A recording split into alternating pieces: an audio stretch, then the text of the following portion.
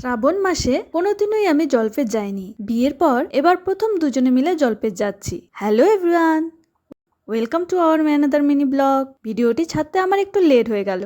সকাল সকাল উঠে পড়েছি। আমরা উঠেই দেখি বাইরে বৃষ্টি পড়ছে। যাবো যখন ঠিক করেছি, বৃষ্টি তো আমাদের আটকাতে পারবে না। হাই রোডে উঠেই দেখি রাস্তায় পুরো জ্যাম। শ্রাবণ মাসের শেষ সোমবার, ভক্তদের বেশি আগমনের জন্যই হয়তো রাস্তায় জ্যাম লেগেছে। যাই হোক, আমরা প্রথমে তিস্তা ব্রিজের ওখানে নেমে দুটো ঘট সাজিয়ে নিলাম। তারপর তিস্তার জল নিয়ে ঠাকুর প্রণাম করে বেরিয়ে পড়ি জলপেশের উদ্দেশ্যে। অনেকেই দেখছিলাম সেখানে যজ্ঞও করছিল। এত নিষ্ঠা নিয়ে মানুষ ঠাকুর প্রণাম করে, সত্যি খুব ভালো লাগে। আমাদের মতো আরো হাজার হাজার লোক বৃষ্টিতে ভিজেই যাচ্ছিল, আবার অনেকে সকালে বাড়ি ফিরছিল। জলপেশে পৌঁছেই বাইক রেখে হেঁটে রওনা দিয়ে দিই আমরা। এখানকার ভাইবটাই অন্যরকম, যেটা বাড়িতে থেকে ফিল করা যায় না। পৌঁছেই টাইম ওয়েস্ট না করে আমরা মন্দিরের পুকুরে ডুব দিয়ে লাইনে দাঁড়িয়ে পড়ি। তখন ভিড় একদমই ছিল না বললেই চলে। আমাদের সামনে ছিল 10-12 জন। মন্দিরের ভিতরে যেহেতু ক্যামেরা অ্যালাউড ছিল না, তাই সেখানকার ভিডিও তোমাদের দেখাতে পারলাম না। ভেতরের ফুটেজ নিতে পারিনি তো কি হয়েছে, বাইরের একটা ভিডিও তো নিতেই হতো। যেই বলা সেই কাজ। আমি মন্দিরের গেটের সামনে যখন প্রণাম করছিলাম, কিংশুক কোন এক ফাঁকে টুক করে আমার ভিডিও করে নিয়েছিল।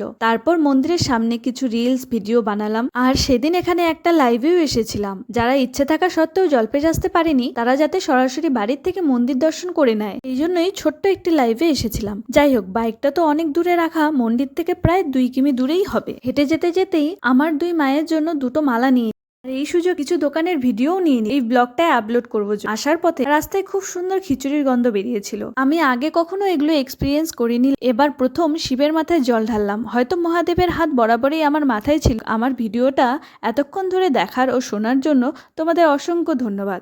এভাবেই আমার পাশে থেকো। টাটা।